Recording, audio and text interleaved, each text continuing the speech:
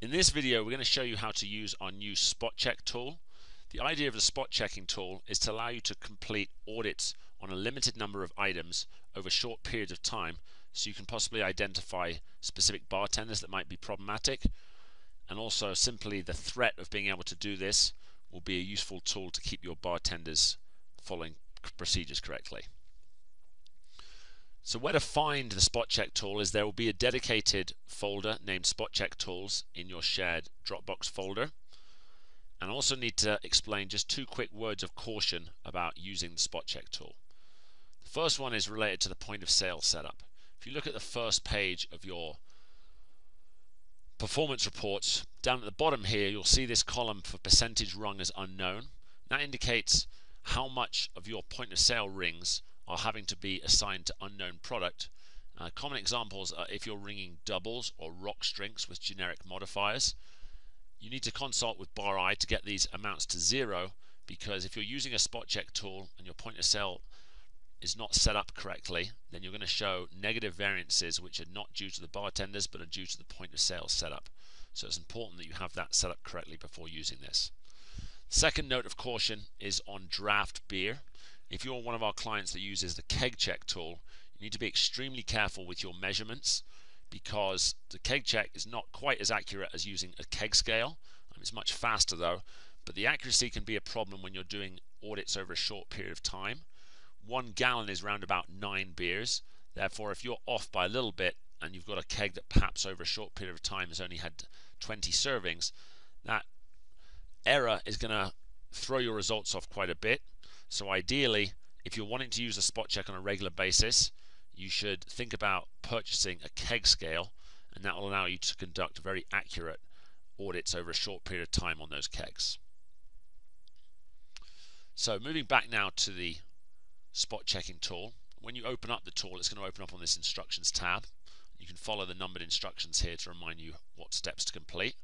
But the first thing you'll need to do is, as usual, fill in the counting worksheet. There's one difference here though, is that the count worksheet you can see is quite short here. We only have, in this case, 35 rows filled in. That's because the spot check tool contains just the lines which pertain to the items we're checking in the spot check tool. So it's like a mini worksheet that just contains the items we're going to check, but all the zone names, etc., will be the same, hopefully allowing you to count error-free. And another word of caution is that the counting map in the spot check tool is fixed, meaning that you can't insert lines, erase lines, or make any changes to the counting map. If I, for instance, copy this sales of gold up to here, it will not be interpreted as sales of gold. So we don't want you to make any changes to the counting map, just fill it in as is. And that just means you need to be organized before you start using this tool. So after having filled in the counting tool, the next step is to consult the error tab. And that will show you if you have any counting errors, and I will quickly show you that. Although if you look at this video with a link to at the top here, that will show you in more detail. But quickly to show you, if you enter by mistake some nonsense into the way count column, when you come to the errors tab, it will show up here and it will tell you what row number it's on. So we can come back to row number 9 and erase that. So once you've checked and solved any errors, the next step is to paste in your point of sale.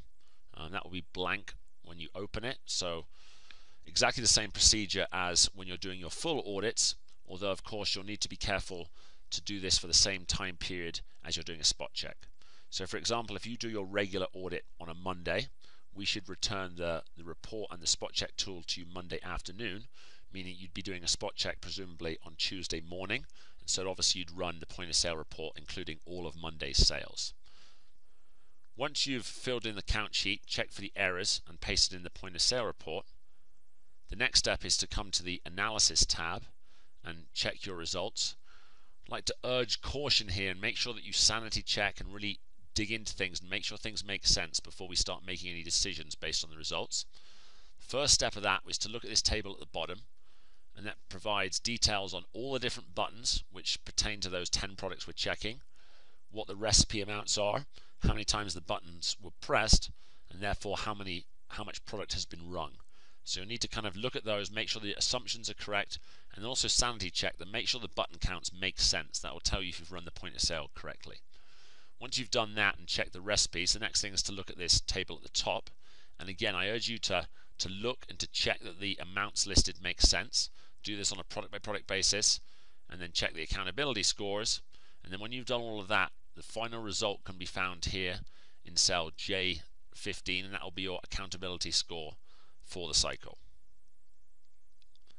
One final thing we need to explain is how you can reload the spot check tool if you'd like to do another spot check the following day. So using the example I explained where we did an audit on a Monday and then did a spot check on a Tuesday morning, having completed that spot check on Tuesday morning, you can do another spot check for the next period, and you could actually do that Tuesday afternoon after your day shift if you wanted to check your daytime bartender, or if you only have one bartender, you could reload it and do the same on Wednesday morning. So I'll show you two different ways to do that. In Excel 2010, come to the View menu, click on Macros, and then make sure it resets Spot Checker and click Run. And that will reload the spot check. The quicker way to do the same thing is to use the keyboard combination Control plus R, R for reset. Press those two buttons in combination, you'll see that blue circle.